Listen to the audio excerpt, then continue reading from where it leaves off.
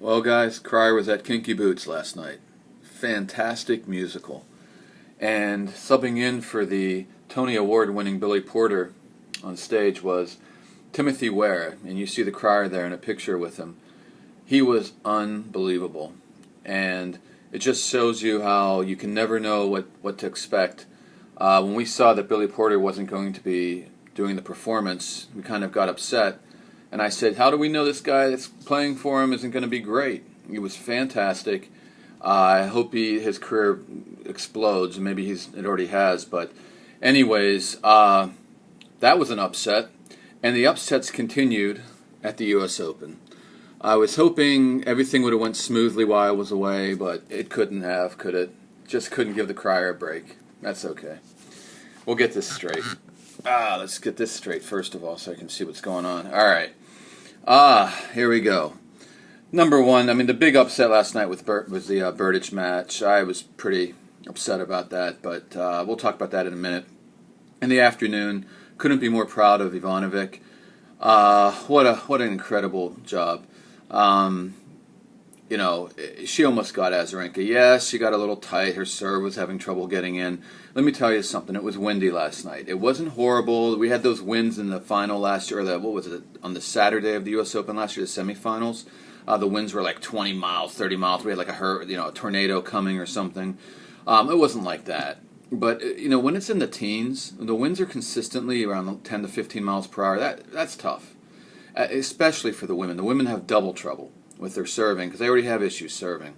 And so with Ivanovic's ball toss, that was going to be a problem. She has ball toss issues when it's calm. But she's improving. She's getting back where she needs to be for her talent. And that's top 5. She's a top 5 talent. And the coaches, Anna, keep it up. That's all I got to say. Just keep on going. I'm so excited for her. I really believe in a big year for Anna next year.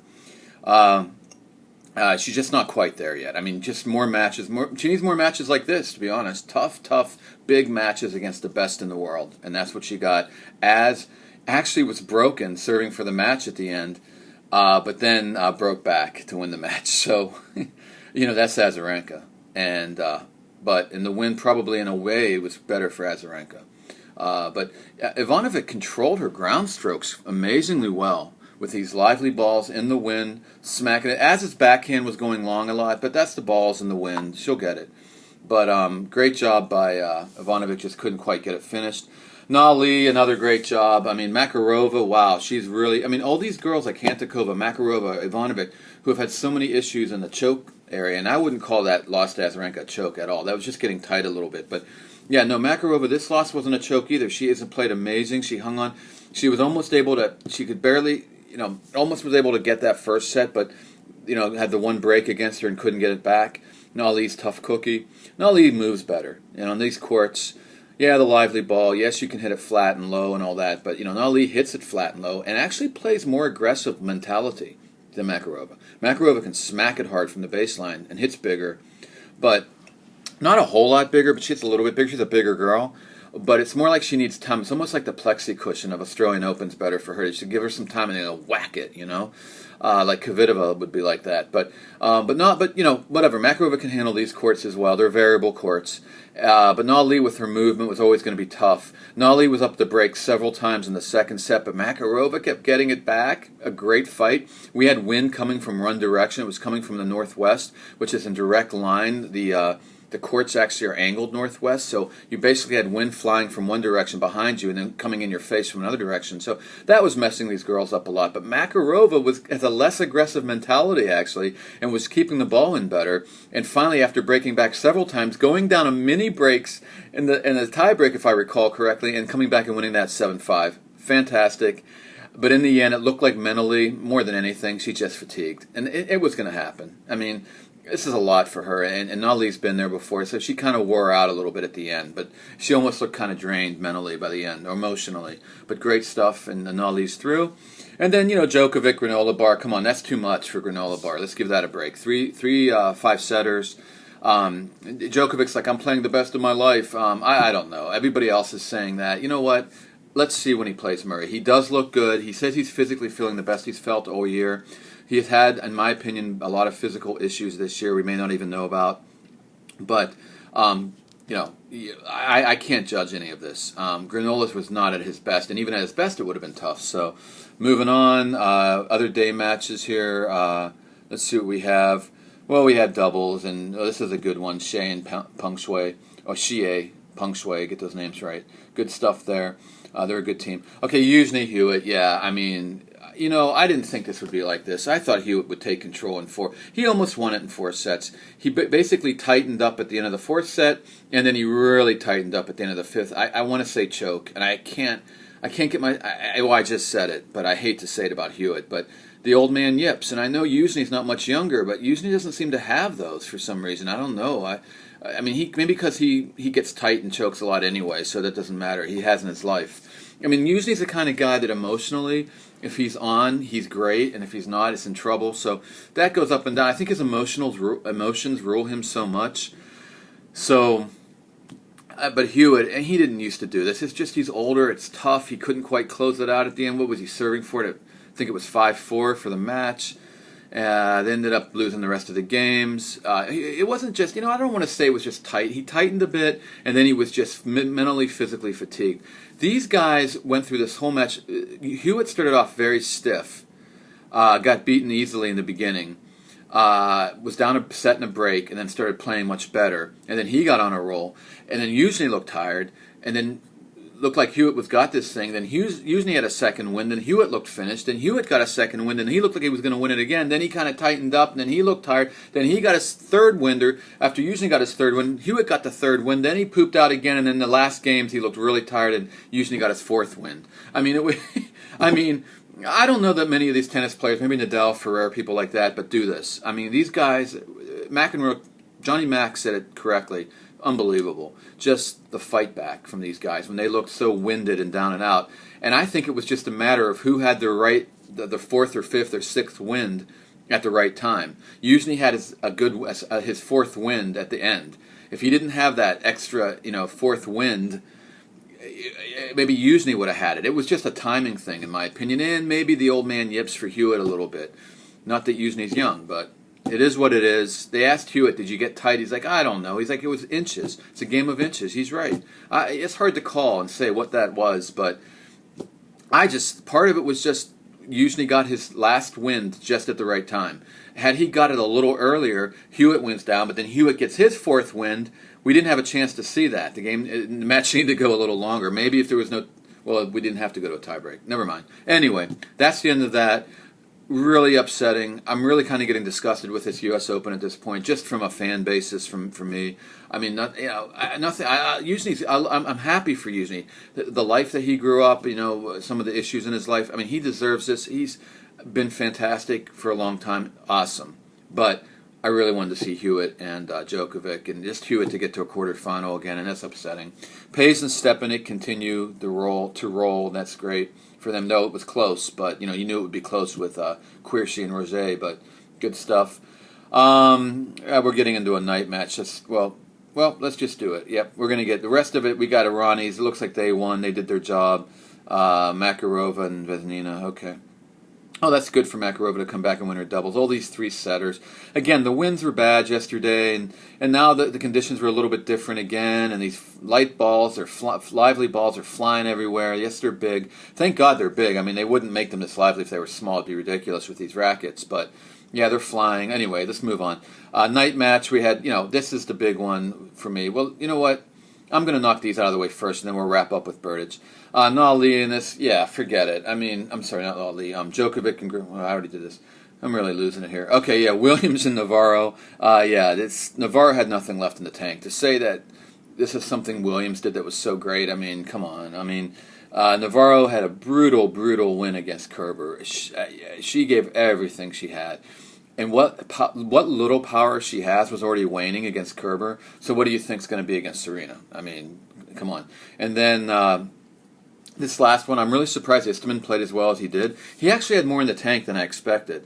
Maybe mentally he was a little down, but Murray was struggling with the conditions. It doesn't take much to knock Murray off. He's a little more fragile with his game, like Federer a bit. He does more rallying, of course, in defense, but he needs things to be right for him, and it's hard for him, but he's trying to fight, but it doesn't work as easy for him as Djokovic and Nadal. They don't have to have their A game, and Murray needs it more. But the wind's blowing, it's colder, the ball's a little slow, but it's still lively, and the winds are blowing, and, Istomin hits really flat. A lot of it depends on the opponent you're playing. That goes with Serena and Novak as well. So Istomin is in a lot better shape and better form right now, and not as tired, whatever. So, he got the first set. Murray kind of gave him that first set, I have to admit. Istomin had a chance. He broke earlier and could have won the first set, but every time he broke, he kind of got tight, and his forehands went off. But anyway, he did win the first set, but after that, Murray pumped it up, got a little more aggressive. But then in the third set, Murray kind of, wanted to end it. I don't know, he just kind of came back down again, and he was kind of more passive again. And, Istomin hung in there, and then the last set, Istomin hung in, but Murray broke at the end and won the match. It was an average match. If Istomin had been in his very best form, I think he could have actually won this. But I think all the tennis he's played, it was a little wearing him out a bit, and Murray got through. And then last but not least, let's get to this Wawrinka Berdych. I just want to say one thing. Nobody's talking about this. Some of it they're saying Wawrinka played fantastic tactics, and he did. He did the backhand slice. He took pace off the ball. Then he angled, a lot of angles, moved Berdych around. You want to move Berdych. You want to gape the ball low on him. You want to take the pace off, all that. But that won't even work, because Berdych is a good enough mover and hits with enough power that even taking pace off and moving him around, at his best, he can still win. The thing is, Berdych has to have the edge with power in his service game. And he doesn't right now. Now, we're going to go right over to here, if you can see. And that's where I have Berdych's first round opponents. His first all four of his opponents. First round, 10 aces, 220 kph, kilometers per hour. That's off his fastest serve. 193 was his first serve average, 148 against Lorenzi. You can see this. Match 2, 11 aces, 220, 193. It's almost exactly the same. It's unbelievable against Kudla, whatever. Third round, 11 aces again. Incredible consistency, but look, the fastest serve went down to 215. And it wasn't really the conditions. They weren't drastically different. And it was actually faster than it was last night against Wawrinka, and he was still around 214 against Wawrinka. His first serve, 196. Look how it went down against Wawrinka, 188 on the average. And then the second serve, it was going down. It went back up a little bit against Beneteau, but I think that's because he was killing Beneteau, so he wasn't that scared. He just went for it more. But overall, you can see the issues there. So, saying all of this, and look at Wawrinka, 14 aces. Can you believe that? 14 aces, and over 3 aces for Berdych, and 218. His fastest serve was faster than Berdych. His second serve was 148, which was faster than Berdych. His second serve average. So, honestly, Berdych, this can't be. And I know it was a night match and it was slow and what have you, but Berdych needs to win the power game. Why isn't he winning the power game? I would think it has something to do with, he did pull out of North Carolina with a shoulder injury. I don't know how badly it's hurting. It may be getting sore as he was going along this week. I think that might have a lot to do. It could be his body in general. He's looked a little depleted and flat throughout a lot of the year. And I just think, there's something in the body that he's not at his best. He's a giant. Yes, he moves well, but he's in the giant area. And the giants need to win the power battle. They need to have the power edge. There is no way Berdych, no matter how great a talent he is going to beat Wawrinka off the ground. And that's what he was left with. In fact, the power edge went to Wawrinka. That's incredible. It's amazing it was as close as it was. But that's a tribute to how well Berdych has gotten with slicing and moving around and his movement around the court and his smarts on court. And Wawrinka played a really smart match, and still Berdych was hanging in there. But that's also the reason why he couldn't get the tie break. He needs those free points. He needs those big aces. He wasn't getting them. And again, I'm thinking Wawrinka had the back problems this summer, but he looks pretty healthy at the moment, but a little bit fatigued for sure. I don't think he's completely 100% fit at the moment, but a little bit fatigued. And I think that will come up the next match more. But he's in a great mind frame, and he's fired up, and adrenaline and all that can take you past fatigue.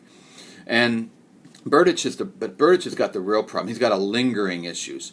Maybe Wawrinka's back flared up, but he took it easy in the hard court season this summer, and that helped him. Just like Gasquet, same thing. Take it easy. Now you're ready. You get on a roll at the U.S. Open. Whereas Berdych just keeps lingering, and he plays these matches, and he comes down. He came down at Cincinnati a bit too, but Cincinnati has faster air, so that was easier. You can't get the same pace here in New York through this muggy air. So nobody's been talking about that. Everybody's talking about Berdych's head and whatever, and Wawrinka's great play and all this, but nobody's talking about the fact that there should no way be a 14-3 ace advantage for Wawrinka on any surface against Berdych, and Berdych against anybody. So that's a wrap.